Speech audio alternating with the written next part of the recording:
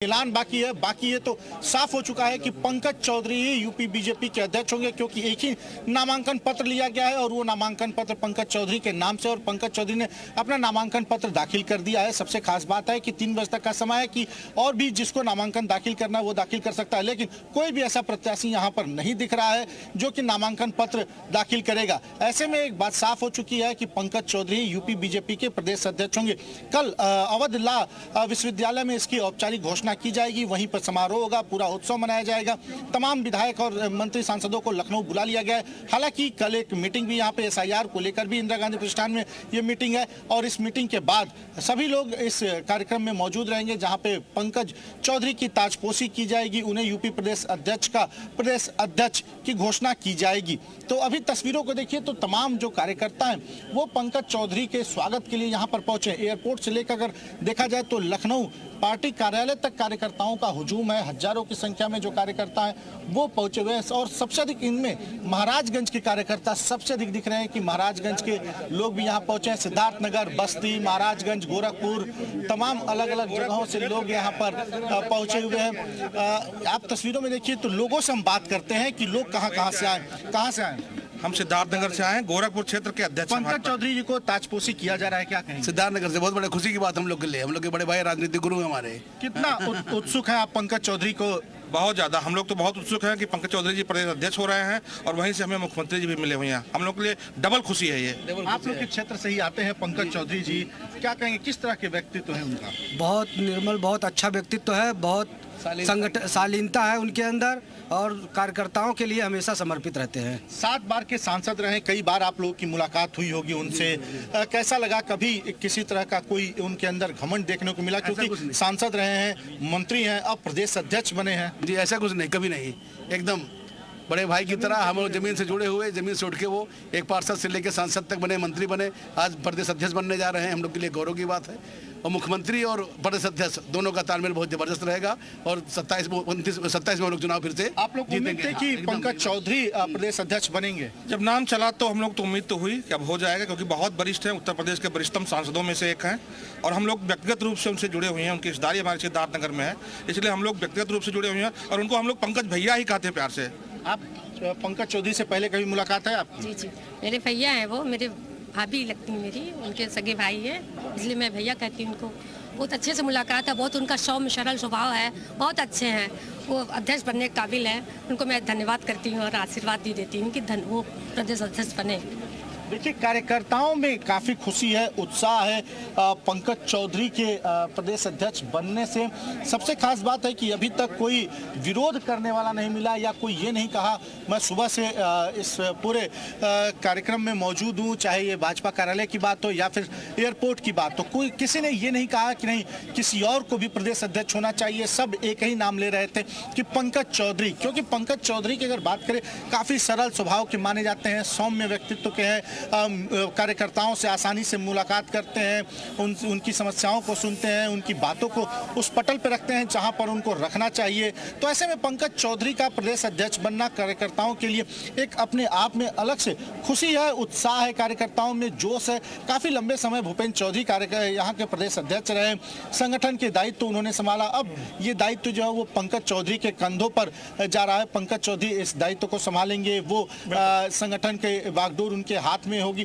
तो देखना ये होगा कुंदन कि किस तरह से वो संगठन को रिफॉर्म करते हैं, क्योंकि संगठन जो है वो काफी पुराना है, और अब नया प्रदेश अध्यक्ष आएगा तो नए संगठन की घोषणा की जाएगी, नए विभागों के प्रमुख बनाए जाएंगे। तो देखने वाली बात होगी कि अब उसका किस तरह से रिफॉर्म किया जाता है विभागों के, क्योंकि बीजेपी एक बड़ी पार्टी है, सत्ता में इस वक्त है, 27 का चुनाव भी है, कुर्मी वोटों को भी साधना है, ओबीसी वोटों को भी अपने पाले में करना है, पीडीए का भी जवाब देना है। तो ऐसे में पंकज चौधरी कितना मुफीद साबित होते हैं इसके, ये तो देखने वाली बात। बहुत जरूरी बात कही है तुषार आपने कि जब पंकज चौधरी अपनी टीम बनाते हैं संगठन के तौर पर, तो उनकी टीम में किसको अहमियत किस आधार पर, क्षेत्र के आधार पर, जातिगत आधार पर, और किस आधार पर दी जाती है अहमियत, वो बेहद जरूरी है। विशाल, अब तो देखना पड़ेगा कि पंकज चौधरी जब अपनी टीम बनाते हैं उस टीम में कौन कौन होगा और क्या क्या जिम्मेदारी संभालेंगे। देखिए बिल्कुल, अब जो नई सबसे बड़ी चुनौती होगी वो ये होगी नई टीम कैसी होगी। उत्तर प्रदेश बीजेपी की नई टीम में कौन कौन होता है, मोर्चा जो है कौन अध्यक्ष होता है, क्योंकि देखिए काफ़ी लंबे समय से अगर हम बात करें, देखिए ओबीसी मोर्चा की बात कर लेते हैं। नरेंद्र कश्यप यूपी सरकार में मंत्री भी हैं और ओबीसी मोर्चा के प्रदेश अध्यक्ष भी हैं, तो अब उनका भी बदला जाना बिल्कुल तय है, क्योंकि पार्टी में एक व्यक्ति एक पद का जो संविधान है उसके तहत अब उनका जो बदला जाना चल रही है। इसके साथ तमाम और भी जो मोर्चे हैं, पार्टी के प्रदेश पदाधिकारियों की जो पूरी टीम है उसमें कौन कौन नई एंट्री होगी या पुरानी टीम, क्योंकि देखिए जब भूपेंद्र चौधरी बने थे तो उन्होंने बहुत ज़्यादा इसमें बदलाव नहीं किया था, केवल एक या दो जगहों पर छोड़ दिया जाए तो पुरानी जो स्वतंत्र जी की टीम थी उसी को ही जो कंटिन्यू किया था। तो अब देखना ये होगा कि नई टीम में कौन कौन होगा। हालांकि ये सब थोड़ा सा भी वक्त है, क्योंकि ये माना जा रहा है कि मकर संक्रांति के बाद नई टीम की जो है कवायद शुरू होगी, लेकिन इन सब के बावजूद भी चूंकि मंत्रिमंडल का भी अब ये माना जा रहा है कि विस्तार जो है मकर संक्रांति के वक्त हो जाएगा, तो उस वक्त पार्टी, संगठन और सरकार के बीच में जो समन्वय है,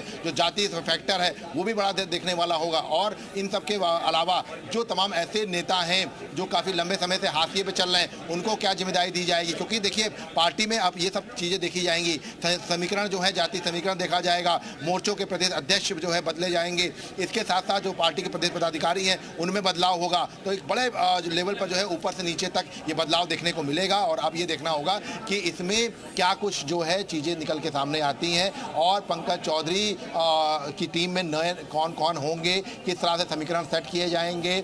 और क्योंकि एक लंबे समय से इंतजार किया जा रहा था और वो इंतजार फिलहाल खत्म हो गया है। पंकज चौधरी ने प्रदेश अध्यक्ष के तौर पर नामांकन दाखिल कर दिया है और आप देखिए वक्त बहुत ज़्यादा नहीं रह गया है, महज 15 मिनट का वक्त रह गया है, तो निर्विरोध बिल्कुल जो है उनको चुन लिया जाएगा। हालांकि घोषणा कल की जाएगी, सभी पार्टी के विधायक, सांसद और सरकार में मंत्री हैं, उन सभी को कल बुलाया गया है लखनऊ के लोहिया लॉ कॉलेज में। जी बिल्कुल, तो कल औपचारिक ऐलान होगा और उस पर भी नजर बनाए रखने की जरूरत है। लेकिन थोड़ी देर पहले की आपको तस्वीरें दिखा रहे हैं जब प्रस्तावक के तौर पर 4 सेट में नामांकन फॉर्म भरा है पंकज चौधरी ने, जिसकी तस्वीरें आपको दिखा रहे हैं। केंद्रीय पर्यवेक्षक और चुनाव अधिकारी वैद्यनाथ पांडे भी इन तस्वीरों में दिखाई दे रहे हैं। तुषार हमारे साथ मौजूद हैं। तुषार, जब हमने चर्चा शुरू कर दी है कि भाई पंकज चौधरी की टीम में कौन कौन होगा, तो पावर बैलेंस का जिक्र चूंकि आपने किया कि पूर्वांचल से प्रदेश अध्यक्ष भी हैं और मुख्यमंत्री में, लेकिन एक पावर बैलेंस करने की कोशिश की गई है, वही पावर बैलेंस दिखाई देगा उनकी टीम में भी? निश्चित तौर पर देखिए पावर बैलेंस की गई है, क्योंकि बहुत करीबी नहीं माने जाते हैं पंकज चौधरी मुख्यमंत्री योगी आदित्यनाथ के। मुख्यमंत्री योगी आदित्यनाथ गोरखपुर से आते हैं, पंकज चौधरी भी उसी क्षेत्र के हैं। पावर पूरी तरह से बैलेंस करने की, मतलब एक ही आदमी को पूरी कमान नहीं सौंपी गई है, क्योंकि संगठन भी बहुत बड़ा होता है और सरकार भी बड़ी होती है। ऐसे में सिर्फ योगी आदित्यनाथ को इस चीज़ की जिम्मेदारी नहीं दी गई है कि वो संगठन भी चलाएंगे या सरकार भी चलाएंगे। उनको सिर्फ सरकार की जिम्मेदारी है, पंकज चौधरी को संगठन की जिम्मेदारी मिल रही है। तो ऐसे में जो सामंजस्य बना रहना चाहिए, जो नियत का भी जो सामंजस्य है वैसे बनाने की पूरी कोशिश की गई है। और दोनों एक दूसरे के बहुत, अगर देखा जाए तो दुश्मन तो नहीं है, लेकिन बहुत करीबी भी नहीं है। तो एक बार तो साफ है कि अब आगे किस तरह से संगठन और सरकार का सामंजस्य होता है, क्योंकि हमेशा से एक बड़ा सवाल रहा है। बड़ी बड़ी खबरें हमेशा से निकलकर सामने आई हैं कि सरकार और संगठन में सामंजस्य बैठाने के लिए संघ के सह कार्यवाहक आए, तो संघ के ये बड़े 24 में साफ तौर पे देखने को मिला कि किस तरह से बीजेपी को शिकस्त मिली। तो ऐसे में अब उसको बैलेंस करने की कोशिश, कैसे दोनों के बीच सामंजस्य बनेगा, ये देखने वाली बात होगी। पंकज चौधरी किसको किसको अपनी टीम में शामिल करते हैं, किसको सरकार में मंत्रिमंडल विस्तार होना है, किसको उसमें शामिल किया जाता है। क्षेत्रीय और जातीय समीकरण को भी पूरी तरह से बैठाने की कोशिश की जाएगी, क्योंकि देखिए जो पूरी यूपी की पॉलिटिक्स है वो ओबीसी पॉलिटिक्स है। ऐसे में ओबीसी को ज्यादातर तवज्जो दिया जाता है। पंकज चौधरी भी ओबीसी से आते हैं। ओबीसी में अगर यादव जातियों को छोड़ दिया जाए तो बाकी भी जितनी उप जातियां हैं वो कहीं ना कहीं बीजेपी के पाले में रहती हैं। हाँ, ये जरूर था कि 24 में कुर्मी वोटर्स जो थे वो बीजेपी के पाले में नहीं आए। हालांकि पहले कुर्मी वोटर्स जो हैं वो बीजेपी के पाले में थे, लेकिन उनका ध्रुवीकरण हुआ। और सबसे खास बात है कि चौथी बार कुर्मी जाति का नेता जो है वो बीजेपी का प्रदेश अध्यक्ष बनने जा रहा है, या यूं कहें कि बन ही गया है। नामांकन एक ही आदमी का हुआ हुआ है, तो कुर्मी वोटों को साधने की कोशिश, लगभग 7% के आसपास कुर्मी वोटर्स हैं जो कि बीजेपी में उत्तर प्रदेश में है। और इनसे अगर अधिक देखा जाए तो यादव वैसे भी बीजेपी के पाले में आने से रहे। तो अब जो बाकी की जातियां हैं, निषाद, राजभर, कुर्मी, ओबीसी, इसके अलावा जो है कुशवाहा, मौर्य, इन लोगों को अपने पाले में करने की पूरी, तो जब संगठन का रिफॉर्म होगा, बिल्कुल तुषार, कुल मिलाकर के देखिए तुषार और विशाल, तो बहुत कुछ मंथन करने के बाद पंकज चौधरी के नाम को तय किया केंद्रीय नेतृत्व ने, और अब वो जो है वो प्रदेश अध्यक्ष बनने जा रहे हैं उत्तर प्रदेश के बीजेपी के। औपचारिक ऐलान सिर्फ बाकी है क्योंकि उन्होंने नामांकन से दाखिल कर दिया, दूसरा कोई नामांकन हुआ नहीं है। फिलहाल एक बहुत ही छोटा सा ब्रेक, फौरन लौटते हैं। तमाम सहयोगी हमारे साथ बने हुए हैं।